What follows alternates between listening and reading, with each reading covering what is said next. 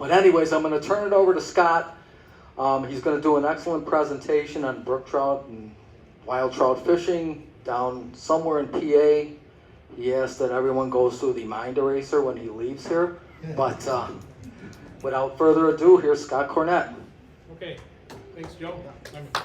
Hi, Scott. Hi. All right, you guys are, a lot of you used to seeing me come up here and talk about the work that I do as a trout biologist here in Western New York. I'm going to change it up tonight, and I'm going to talk about fishing someplace else. Type of fishing I like to do in an area been fishing for over 30 years now, and show you some pretty pictures and something that's a little bit different than what we have here in Western New York. So the first question people may ask is, why does the biologist from New York go and fish in Pennsylvania? And that's a good question, legitimate question. And I do fish here in New York. There's some reasons. So is it better down there than it is here? Well, better I put in quotes because better can mean a lot of different things in fishing. So yeah, it's better in some ways, and in other ways it's not. Is it different? Yes, it definitely is. And I'll talk about some of those reasons why it is, and maybe some of the reasons that I like that kind of fishing. So is it better for wild brown trout? Well, no. There are brown trout down there. We're going to talk about that. But if you want particularly large brown trout, Western New York is a good place to be. Better than the area we're going to talk about. The area we're going to talk about better for brook trout? Absolutely. Okay, I'll talk about some of the reasons for that and show you some pretty pictures of the brook trout that are down there. Okay, so why is there a difference between our Western New York fishing and the fishing in north central Pennsylvania? Well, in order to answer that question, we have to kind of go back in time a little bit. Roughly 13,000 years or so. So if you're looking down from space on North America back then, you're going to see a lot of ice laying there. The last glaciation kind of peaked at that time around 13,000 years ago, and the glacier started to retreat. And that's kind of shows the southern extent of where the glaciers came down. The area I'm going to talk about tonight is kind of right in there, so below where the glaciers got to, below the extent of that. And it's kind of important because, I'll say fishing down there isn't necessarily better because the fisheries management is any better, than up here. Biologists only really can work with the raw materials that are there, the streams that are there, the geology that's there. And it is a little different down there. So it's kind of a complex story, but I'm going to make it very short and kind of simplify it. So basically where the glacier got to, particularly here in Western New York, it kind of came south, pushing down, and it ground off that Niagara escarpment with all that nice limestone and dropped it all over Western New York, particularly places like Wyoming County, northern Cattaraugus County. And you ended up with very fertile soils from that, with that limestone in the soils. Where you have fertile soils, you have farming. Where you're going to farm, you take down the trees. And generally what came with that was having a lot more people around. Now I know Buffalo's here for different reasons because the lake is sitting next to, but basically you got farming, you're going to have more people around. Where you got a lot of people, the land use isn't necessarily so good for the quality of the streams. So what we have in Western New York are highly fertile streams, but a lot of them are fairly compromised either in temperature or other water quality or habitat features. Areas where the glacier didn't get to, you generally have poorer soils, so you didn't have much farming going on, so you still got the forests. And where you have that, you don't have a lot of people. And where that happened, those are the places where the state of Pennsylvania bought a lot of land. It wasn't being used for much. We're going to talk about the logging that did go on there. So you don't have a lot of people, but you have a lot of public land. What you end up with is a lot of trout streams. So that's kind of the short, simple version of why glaciers matter. So in Western New York, we do have a lot of brook trout streams. We have hundreds of streams that have brook trout in them. But if you're trying to find ones that are really good to fly fish, easy to fly fish, it's kind of tough. It's a little bit limited for a couple of reasons. One of them, most of them are very small, and a lot of them are very brushed in, and about 95% of them are on private land. So you're probably at least going to have to ask permission to get in there. So not a lot of our brook trout streams are on public land here in western New York. You go into north central Pennsylvania, and a lot of places, it's really hard to find a stream that doesn't have brook trout. A lot of these watersheds I'm going to talk about, if it has flowing water, if it doesn't dry up completely in the summer, it's got brook trout in it. So is this area we're going to talk about pristine? Well, as I probably mentioned here before, we don't have anything in the east that's really pristine anymore. And this area was very heavily logged from about 1880 to about 1920. Extensively logged, just devastated the forest. And some of the areas of the West Branch Susquehanna watershed, particularly in the southwestern part of it, had a fair amount of coal mining going on, strip mining, and there's some streams down there that were pretty well trashed, but luckily it wasn't widespread. But so this area is far from pristine. This is a picture that was kind of neat. I'm not sure exactly where it is. The caption on there says, "Last big log drive on Big Mill Creek." But this kind of just gives you an example when the way that they use the streams, particularly the larger streams down there, that's what they use to move the logs from the forest to the mills. And you can kind of picture what doing that to a stream with those logs would do to the habitat in the stream, the fish in the stream. It really widened out a lot of those streams, shallowed them. So that did have some devastating impacts, particularly on the larger streams down there. But all that logging was, 120 years ago, and those forests have grown back. So you're going to start seeing views like that. This is an area called Heiner View State Park. This is a little bit east of Renovo. That's the west branch of the Susquehanna down there, about 1,000 feet down. So if you're down that way, I highly recommend going up to Heiner View State Park. Beautiful views. That's from the same overlook, different time of year, but that's looking east down the Susquehanna River. So very extensive forests have come back. If you're looking down from about 40 miles up in space now, this is the area of southern Potter County, Cameron County, Clinton County. What you see is green because it's almost all forest down there. And I've said before, when you have forest, you tend to have a lot of trout streams. And when you get down to ground level, what does it look like? It looks like this. It looks like streams that are very well shaded. These streams, I've never measured a temperature on these streams out of the 60s. So they always stay very cold, into good temperatures for brook trout. And because you have large mature trees and also the effects of about 50 years of deer overpopulation down there, it's pretty easy casting on a lot of these streams. Not all of them, but this is kind of typical of what it looks like. You can get hung up in the trees if you try, but they do tend to be pretty open. All that wood also creates a lot of good habitat. We talk about large woody debris. When you have extensive forests out there, eventually they get mature and die. Some of them die and fall in, and you get some really good habitat built out of large woody debris. A lot of places they're trying to, do this man-made log jams and things like that. You really don't have to do that down there because you've got plenty of forest there already that's fallen in, and you got habitat like that. So talking a little bit about the area that we're gonna look at tonight. Kind of where the circle is right there, and roughly as the crow flies, or as you drive, you're looking at about 3 hours to kind of the central area there.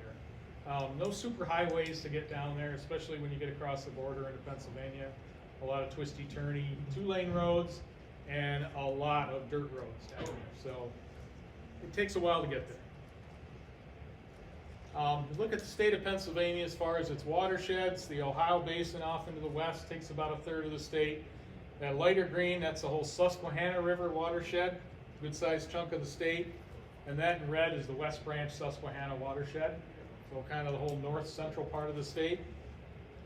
And the part of the watershed that I do most of my fishing in and talk about tonight is kind of this area circled here. That southwestern corner, that's where a lot more of the coal mining has happened. In fact, the West Branch Susquehanna itself, if you go back 30, 40 years, had no life in it at all. The whole West Branch itself was dead from acid mine drainage. It's starting to improve. They're doing some cleanups of some of those mines, and there is fish life in there again. There's actually some decent smallmouth bass fishing, channel catfish, things like that are showing up. And trout will live in the river at least parts of the year and move from one stream to another, so that's an improvement, because trout can move around within the smaller streams. So a little bit of why I fish there. Obviously it's for the trout, that's one part of it, but we all say fishing is much more than just about the fish. It's kind of a neat quote that I like from Chris Camuto in his book, Fly Fisherman's Blue Ridge, which I highly recommend. Says, you will no longer find wild trout everywhere, but if you search them out, you eventually come upon everything else of value. That wild trout are a sign that the land is doing well. So a reason to fish down there, as I'm starting to kind of allude to, a lot of access. Lots of it. You're not going to run into very much of this at all, so you don't have to worry much about posted. Even where you have private land, a lot of it is not posted. It's just not the tradition that you find up here where, you know, everybody wants to post their land. So even a lot of private land isn't posted down there. And there's a lot of public land. So that area circled is what we're talking about. All that green area is state forest land. The 6 state forests that I fish at least portions of down there is 1.2 million acres. And that's not including tens of thousands of acres of Pennsylvania state game lands and state parks as well. So it is not hard to find plenty of places, a lifetime of places to fish, and never even have to go on private property down there. One of the things that I really like, you know, if you need motels, you're a little short on those down there. Not a lot of Holiday Inns, a few mom and pop places and cabin rentals. But what I like is on the state forest down there, you just find a place to drive off the side of the road and get off the road, pitch your tent wherever you want. You're supposed to have a camping permit. I think they want to keep an eye on where people are so they can find them when they're lost or something like that. But basically, you camp wherever you want. So just pitch a tent, or I've upgraded a little bit now. My pickup truck, I don't even need a tent anymore. Just find a flat place to put it in, crawl in the back, and go to sleep. So opens up a lot of areas to stay. If you got a little more energy and you want to put your tent on your back, that opens up a lot of opportunities, because there's a lot of streams down here that you can backpack into. Multiple days of fishing on the same stream. Get you into those streams, you can stay late and catch that evening rise just before dark can be really good, rather than having to walk out, because some of these walks are pretty far to get into these better parts of these streams. If you're down there anytime in early to mid-June, if you had never seen the state flower of Pennsylvania, the mountain laurel, thousands and thousands of acres on the ridge tops. When this stuff is in bloom, it's just spectacular. And see a lot of wildlife when you're down there. They've got a lot of black bears. So you might come across a cub on the side of the road doing a little grazing, or you might be fishing and have a little bit larger one running around. Bears get hunted very extensively. There's more bear hunters in Pennsylvania than there are deer hunters in New York. So bears, I've never had a scary encounter with bears. They don't want anything to do with you, so when they know you're there, they take off. But you do see a lot of bears, so that's pretty cool. Bobcats. I've never seen a bobcat in New York. I've seen probably at least a dozen down in Pennsylvania now. And seeing bobcats is actually what inspired me to get a really good digital camera with a 40x zoom, because I missed on some really good pictures that probably would have looked like this, but they're just sort of a brown blur with my crappy old cameras. So that's, most of the pictures in here are mine, this one isn't.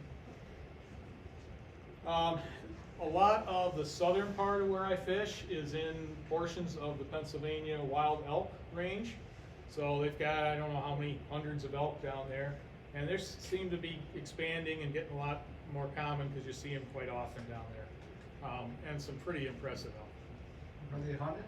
Yeah, they are hunted, but they have a pretty strict permit system for them. They got a lottery, so they don't take a lot every year. Okay. And I will say, these, you know, this one kind of looks like a Holstein out there, and a lot of the ones you see act like that. Although I've seen some in the woods that took right off. So, but it's pretty cool. I was driving back one November from fishing down in Cameron County, and just happened to look over in this field, and I think I saw about a third of the state's elk population right in that field, including 2 big, massive bulls and a bunch of spike bulls. So it's pretty cool. You get to see elk, and it's not too many times you see elk up here in western New York. God, I don't see any pictures of rattlers. Okay, yeah, there you go, Brian. All right, so not all the animals are necessarily ones you want to see. And I'm going to talk about rattlesnakes just because, again, it's something we don't have here in western New York. You don't have to worry about this when you're fishing the Wiscoy. Down there, you do want to watch where you walk and where you sit. I will say, rattlesnakes, they're not some big nasty animal that comes running after you. Very benign. They come in two kinds. It's a tan phase. There's also a black phase. I've seen probably 20 rattlesnakes in my 33 years of fishing down there now. I've probably also walked right by quite a few more and never even known it. This one was kind of neat. This is my friend Dave. I also call him the snake magnet, because most of those rattlesnakes I've seen have been fishing with this guy. And this one was kind of interesting because Dave was fishing ahead of me, and he walked up through right between this boulder and the bank, and he actually, let's see, you can see that's a snake circled right there. That's the one that was in the last picture. Dave put his hand right there where that arrow is as he walked by. Snake never moved, snake never made a sound. Dave made a pretty interesting sound when he saw it.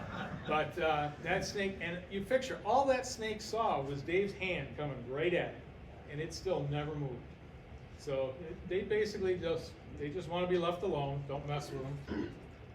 This one, I came like 6 inches from stepping on it. I never saw it. I was paying attention on the creek because we've seen them on that creek. Walking along a trail, and I just happened to look up to use my wading staff, get some spider webs out of my way. My friend Dave, the snake magnet, was right behind me, and he apparently was looking down, and he stepped right where I did. And again, Dave made another interesting sound as he noticed this thing. That snake never moved, never made a sound. Would have walked right on by if he hadn't seen it. It didn't rattle. That one didn't rattle. Neither one of those snakes rattled. What was if you did get bit from that? What would happen? You probably want to get to a hospital, get some anti-venom. Yeah, I mean, people, every 10 years somebody dies from a rattlesnake bite in Pennsylvania. It's very rare. Most people that get bit by them are messing with them. They're playing with them, they're being stupid. So it's very rare for somebody to get bit unless they're playing with them. So this snake did make noise. I came one stride from stepping on that one along the edge of the creek, and you could hear him 100 feet away. It was impressive, and I made an interesting noise when I did that one. Yeah, your adrenaline gets going when you see this. But again, so you want to be a little careful where you're putting your hand, where you're walking. When you fish down there a lot, you just get used to it. You look what you're doing. All right, so talk a little bit about the expectations for the fish down there. And that's the first thing I'll say. This is not the place to go for great big trout, okay?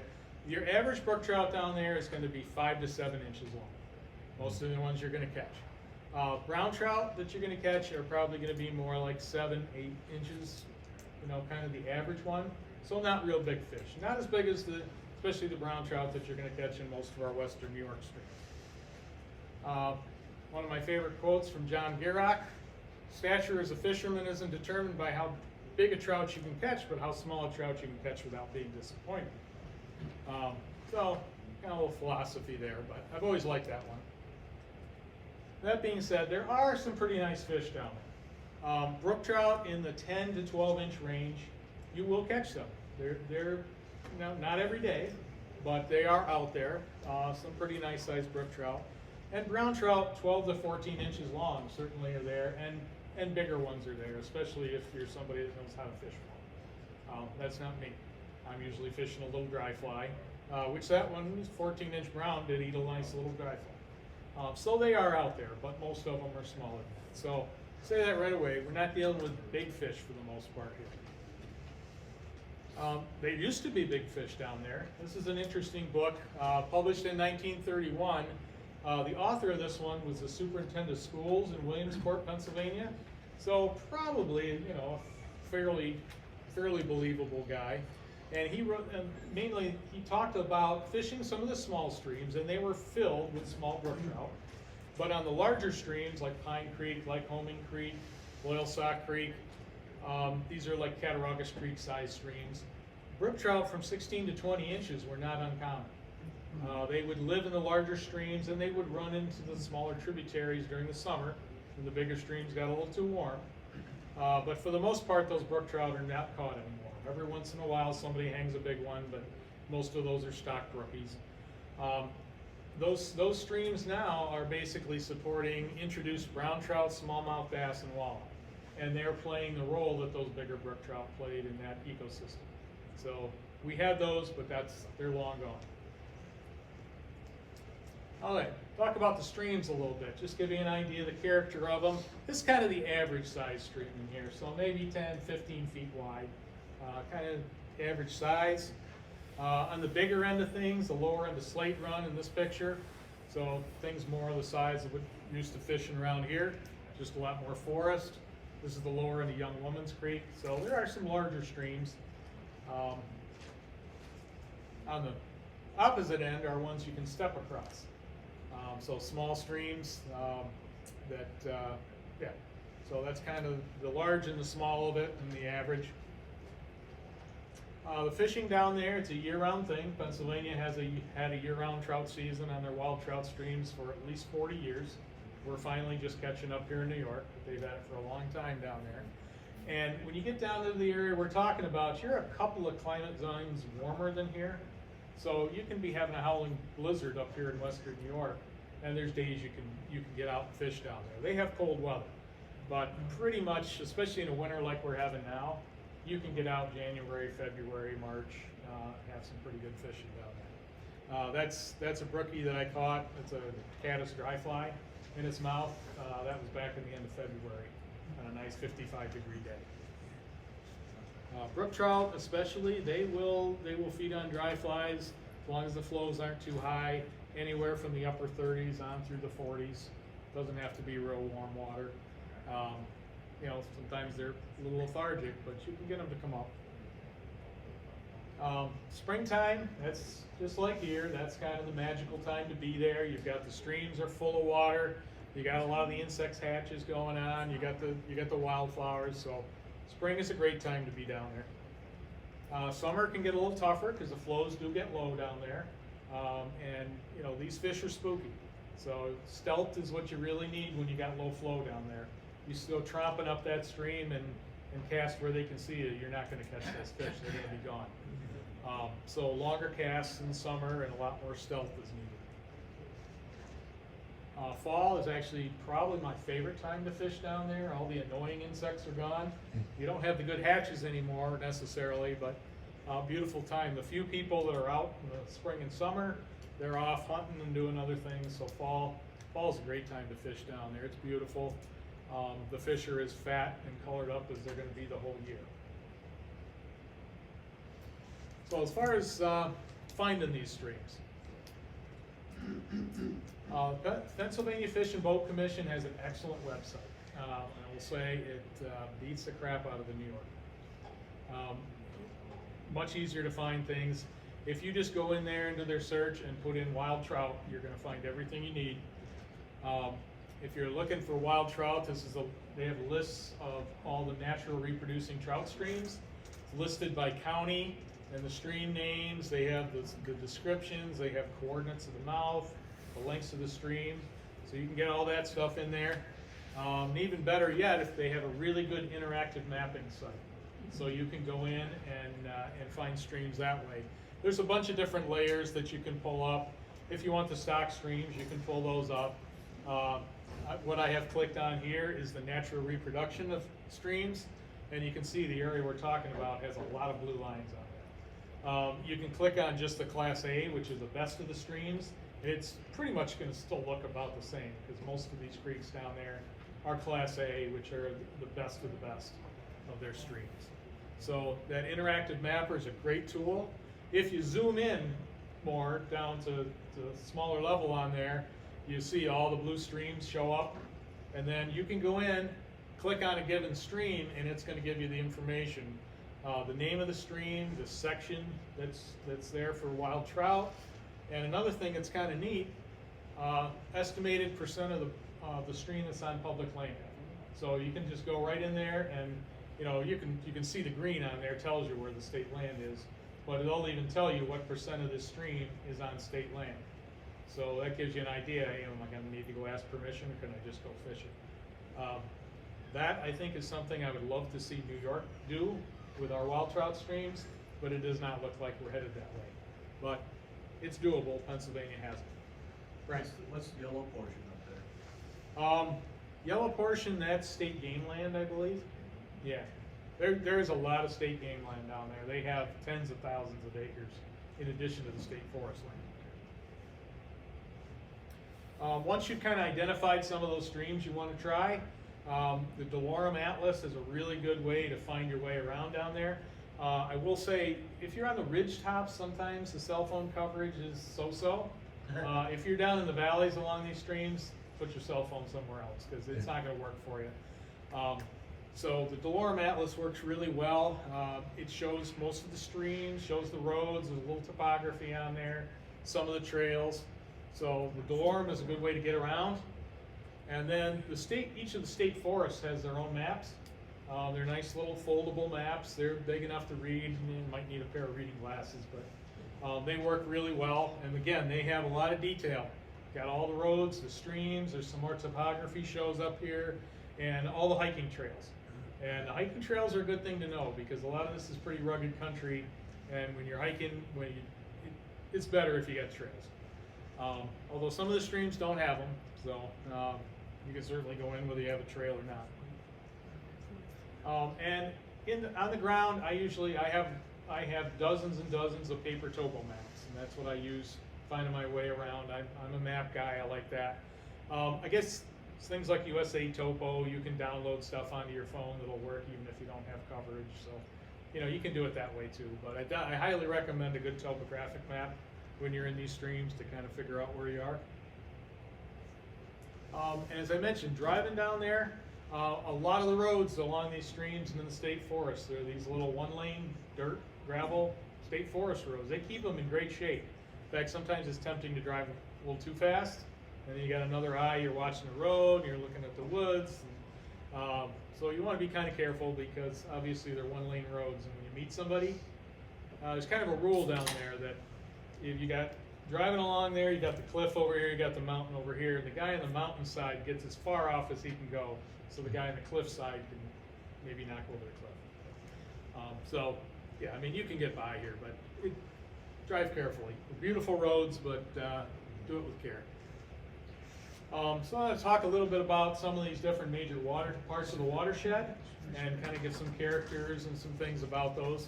First one we'll talk about is the one the farthest west, and this is the first fork of Cinemahoning Creek. There's a couple different forks of it, and then main Cinemahoning Creek is a major tributary of the West Branch. The first fork, and I'll include the East Fork in here, those two streams are 48 miles long. Both of them are stocked with trout, but there are probably a couple dozen really high quality tributaries that are wild brook trout, and maybe a few browns, but mainly brook trout. So a lot of water in that watershed. This is kind of the character of a lot of these. They're moderate gradient. A lot of the pools are made from large boulders, so it's not really the cobble gravel stuff, it's more boulders make up the pools. Every now and then you come to a really super pool like that. That's one, I've had some really good days on there. One day I caught a handful of brookies that size out of that pool. It was like fishing for bluegills. It was just one after another, and you're like, what is going on here?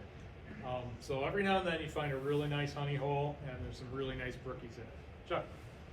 The bottoms on those streams, are they like the bottoms in Allegheny, basically bedrock except for the boulders are sitting on them and a little bit of silt and gravel? For the most part, yeah.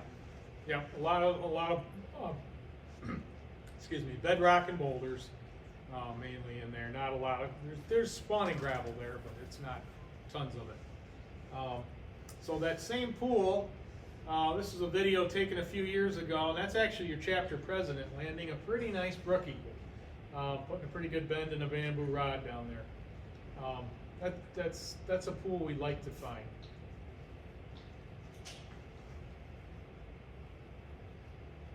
I think you landed this one, Joe.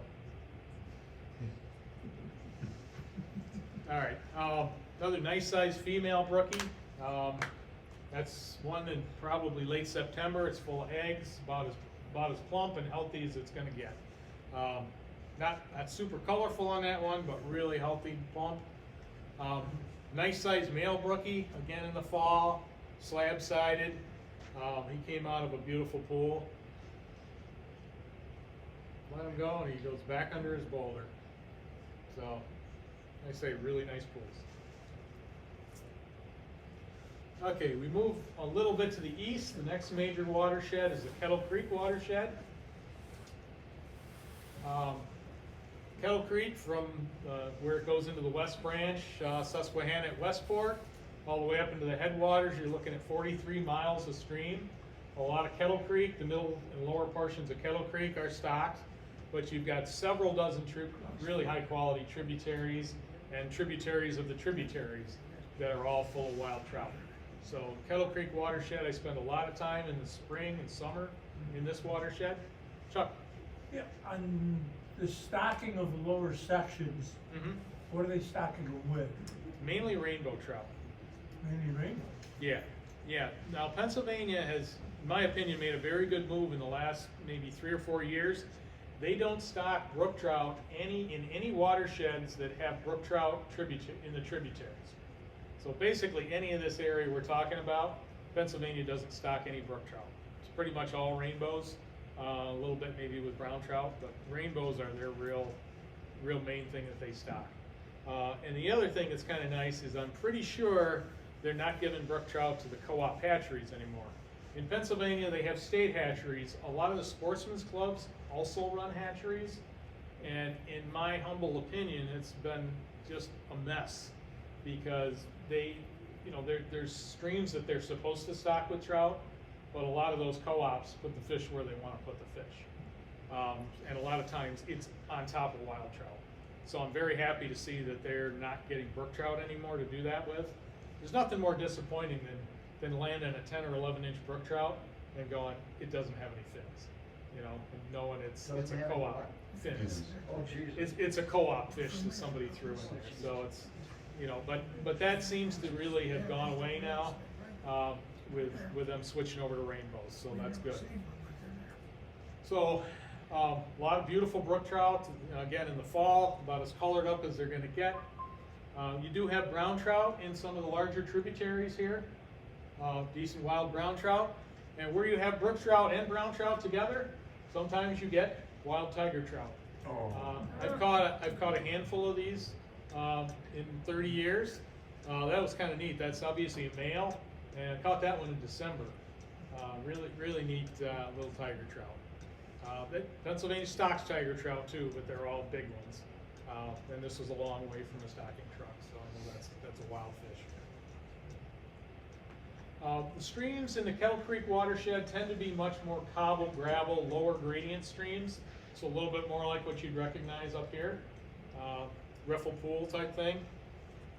A lot of times where they're a little bit more open, particularly where beaver used to be. They don't have much for beaver down there now, but they did at one time, and a lot of these areas are still kind of opened up. And the banks, you get that sedge growing along the banks there. And when the water's up, that actually makes pretty good habitat.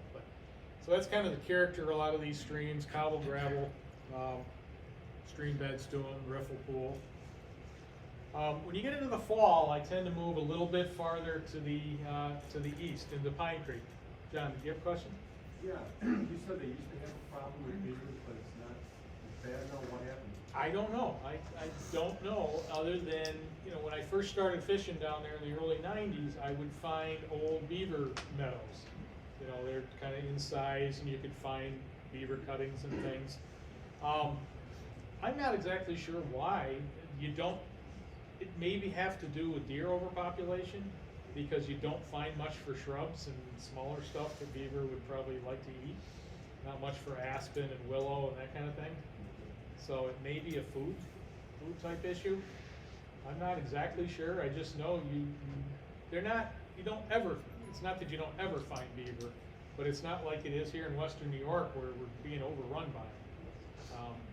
So it's kind of neat. But anyway, the Pine Creek watershed, so we're moving a little bit farther to the east now. And I tend to gravitate this way as we get into October and the brookies start spawning, start looking for streams that have more brown trout. And the Pine Creek watershed has a lot of brook trout, but also has streams that have a lot of wild brown trout. So Pine Creek from headwaters to mouth is 86 miles of water.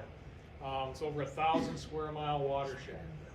Pine Creek itself is heavily stocked, but you've got many dozens and dozens of tributaries down here that are filled with wild trout. One section that's really neat here, about 25-mile section, the Pine Creek Gorge. It's called the Grand Canyon of Pennsylvania. It's a really neat section. There's no road through there. There's a rail trail, so you can bike through it, but there's no road down through there. It's a 1,000-foot deep gorge. There's a picture of it. So basically, think Letchworth Park with trees. So, and they're actually, both those gorges are formed the same way. Basically, a glacier blocking up a river until it overtops that glacial dam and blasts out this canyon. So both Letchworth and the Pine Creek Gorge were formed the same way by the glaciers, but this one happened several thousand years earlier, so it's had more time to kind of get itself stuff growing on it and things like that. But a gorgeous place to be. Like I said, there you can see the bike trail along there. So a nice place, even if people aren't fishing down there. Nice place for really gorgeous scenery. And Pine Creek has, you can't see it right there because it's last summer's drought, but you do have some pretty good canoeing and kayaking down through the rapids there in the springtime. This is the Slate Run Valley. Again, deep, rugged valleys. The elevations at the top of the hills here are basically similar to what you'd find in the southern tier down in Cattaraugus County. The difference is our valleys down there are filled with several hundred feet of glacial debris. They don't have that down there. So the tops of these ridges are 2,200 feet, but the bottom of the valley is at 600 feet instead of 1,000 feet or 1,200 feet. So that's why you have much more narrow, deep valleys. We have those. It's just the top 300 feet of it's filled with stuff. The character of the streams in the Pine Creek Valley tend to be much steeper gradient, boulders, bedrock, pretty rugged streams, very beautiful streams, and short, deep plunge pools and a lot of bedrock. Some of the places you got small waterfalls into some really good deep pools in there. It's Dave the rattlesnake magnet again, and he catches trout when he's not necessarily finding rattlesnakes for me.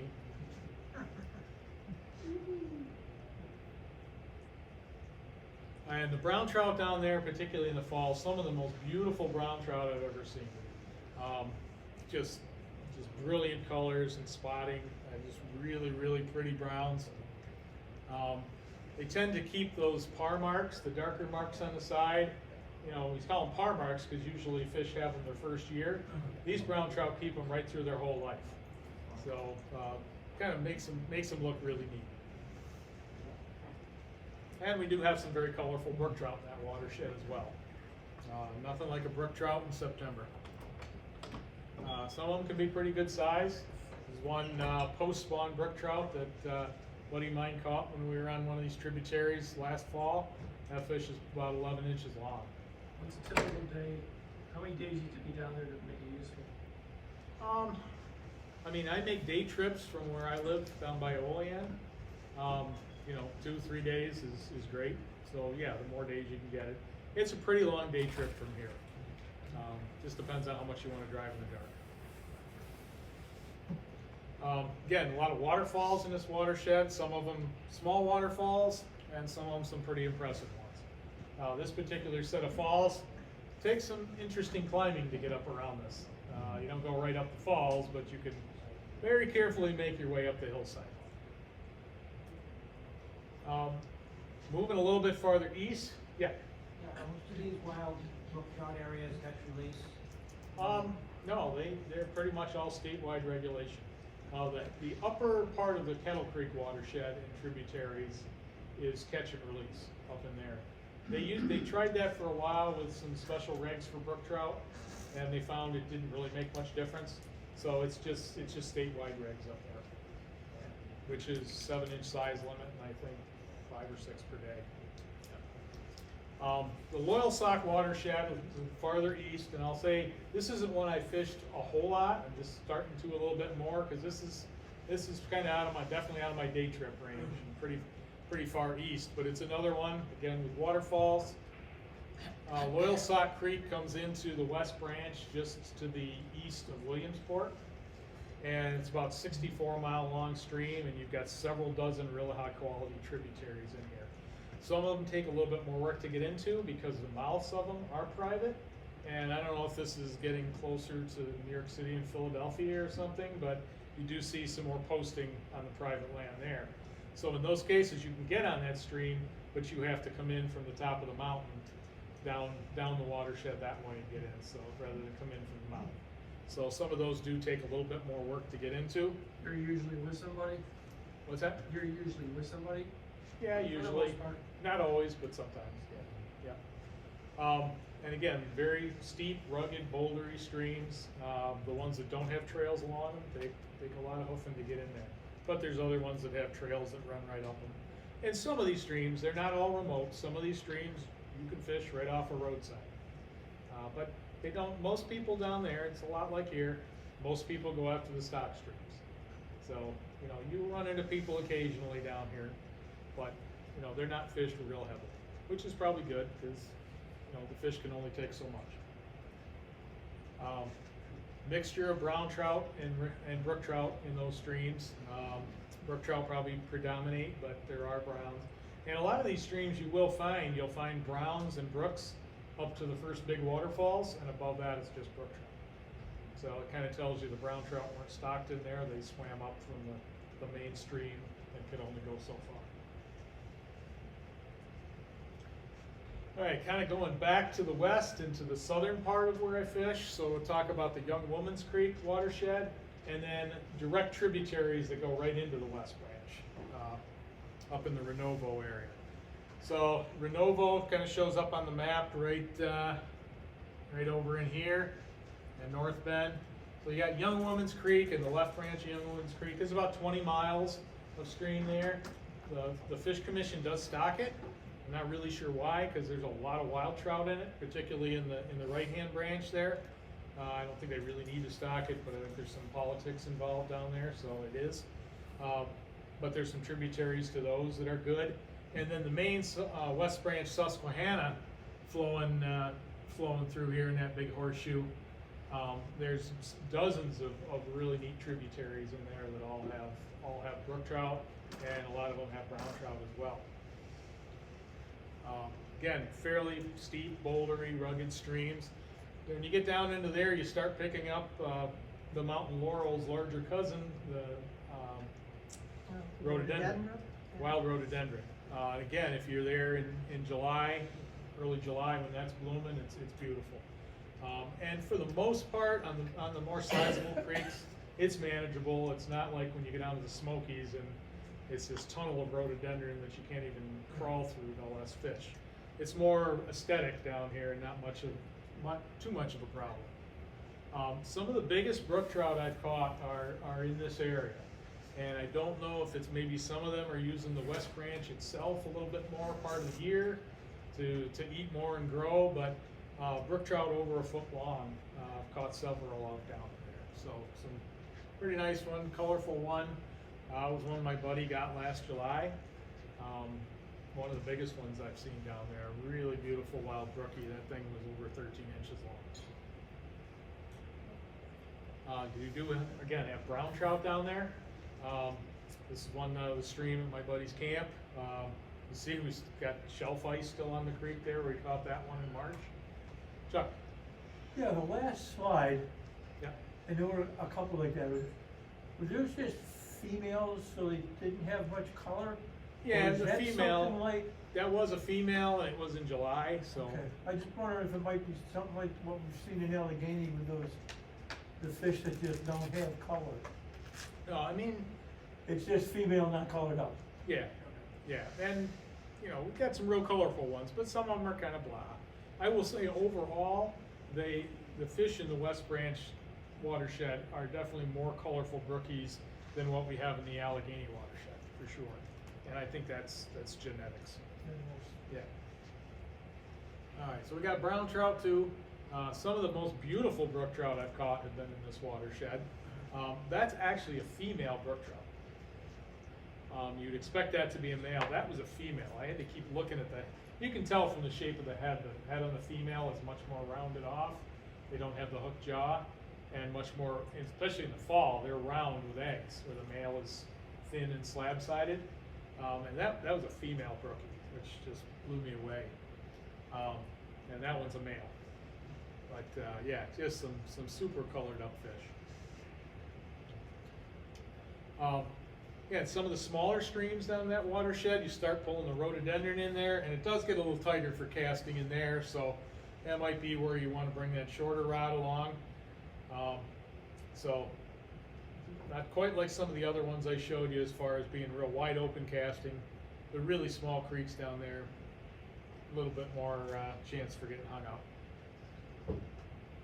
And that's a good sized fish. I mean, for what I consider down there, an 8-inch brook trout, I think it's a pretty good fish. A 9-inch fish, that's pretty nice. You catch a couple of those, you're having a good day, and you get a 10-inch fish, and that might be the fish for the whole month. As far as how do you fish these streams, I don't go into a whole lot of that. Probably the best book that's ever been written on fly fishing small streams by John Gierach, and entertaining too. So if you want to know how to fish these streams, grab a copy of that book. I like to try to scale the tackle I'm using down to the fish. This is, for the most part, this is not the place to bring your 9-foot 6 weight. You're not going to have a lot of fun with it. You're going to be in the trees, and you're going to be throwing the fish in the woods behind you when you set the hook. So kind of like to scale the tackle to the fish. For me, 7 to 7.5 foot rod, 3 to 4 weight line is kind of an ideal rod for there. Multiple piece rods are really handy to throw them in a day pack, so you got your hands empty for climbing rocks and things like that.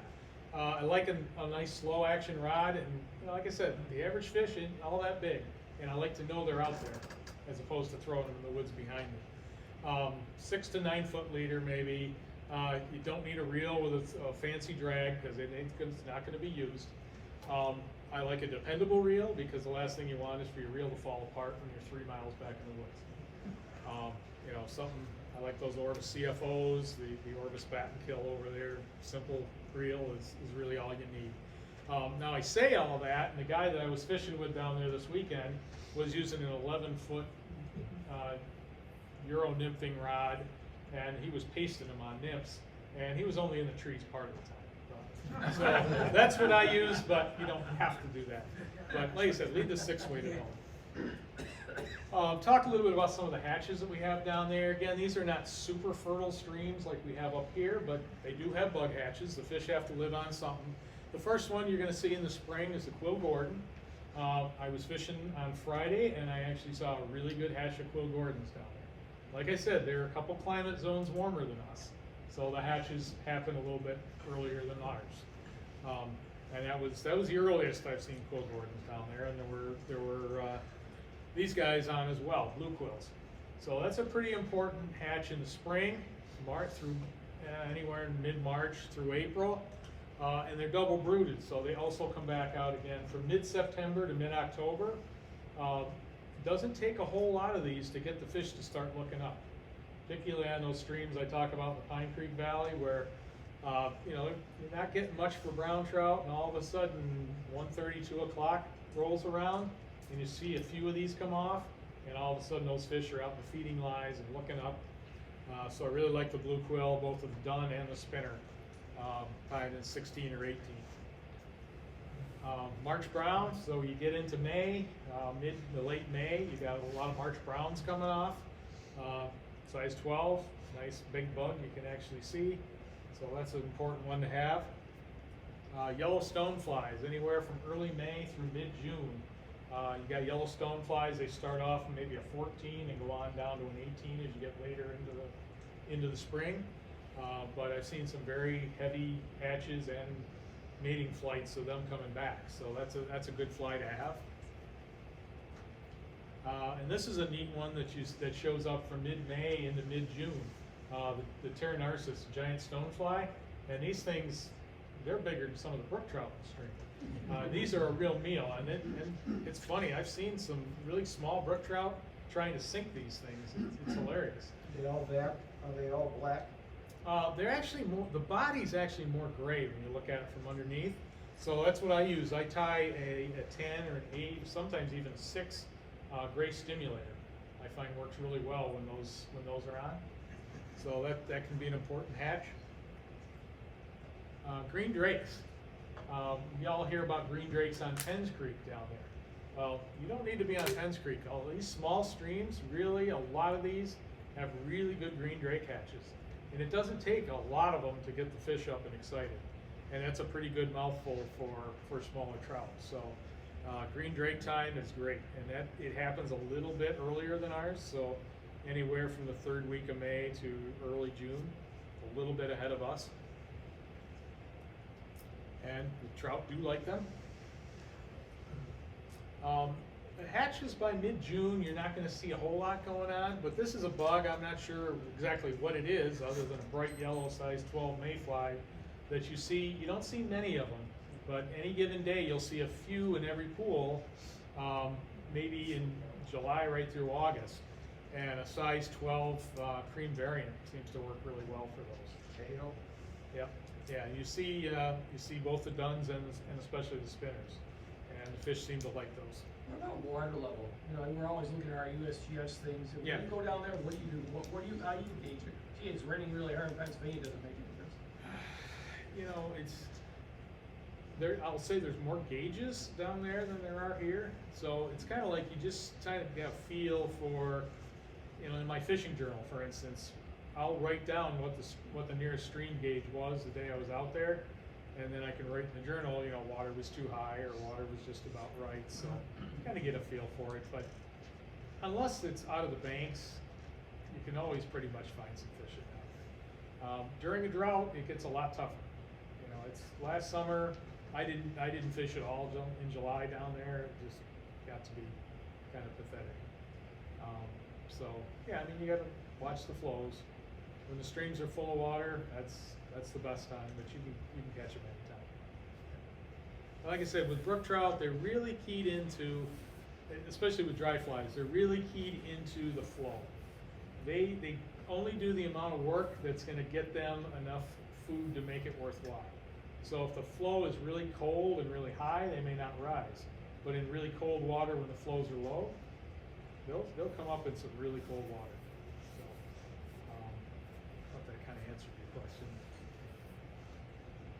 All right, so my fly boxes are pretty simple. I usually carry 2. I do have a few nymphs, but I don't use them a whole lot. Friends that do use them catch more fish than I do, and a lot of times bigger ones. But you know, you can get by with dry flies. So I usually have one box that's just mostly attractors, and another box that might carry more of the seasonal hatches.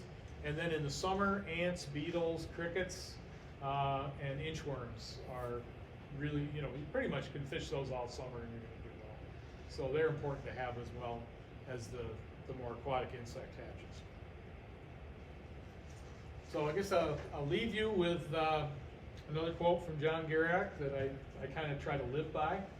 Catching average fish from average streams is a tough job, but somebody's got to do it, so might as well be me. All right, that's all I got. Any questions that you have on this? Yes, sir. The reforestation, is it planted or is it? No, that's all natural. I mean, the forest is very different down there. They used to call a lot of that the Black Forest because it was mainly hemlock and white pine, and apparently it was like dusk when you were under there with those big trees. When they took those hemlocks out, mostly a lot of hardwoods came back. There's still a lot of hemlocks along the streams, but farther up the mountains, a lot of hardwoods have come back in. So it's changed what's there, but they all came back in naturally. Yeah. Is it proportional to the giant pools that you find occasionally to the larger 10, 11-inch brookies? Usually, but not always. Yeah, sometimes you'll just fish a little spot that doesn't look too much, and out from under a rock comes a really nice fish. But yeah, I would say usually the best fish are coming out of the best habitat. Okay. I was at a Trout and Lewis meeting in Binghamton when I was going to college, and there was a guy talking about the same type of thing, but more general, bigger kit. He was worried about drilling and like mining, affecting his stream and more of that. Yeah. What do you think about that? So far, it hasn't been a real big issue.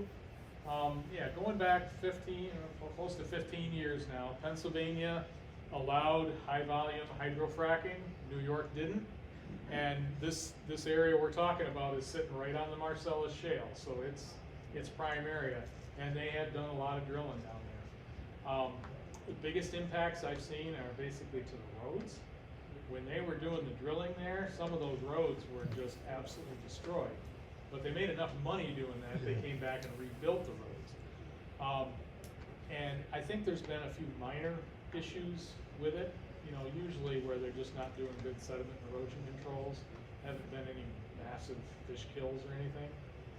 But, you know, did it help things? No, definitely not. When you look down from space on, not space, but aerial satellite photos on a lot of these areas, they hide it pretty well unless you're looking straight down on it and all the well paths and everything and the roads that go into them. So there's been a lot of infrastructure that went into that. Hasn't destroyed things, but it certainly changed the characters of some areas. But so far it's been regulated, or we've gotten lucky enough that it hasn't caused any major issues. Other things? Okay, all right. Good job. You enjoyed it.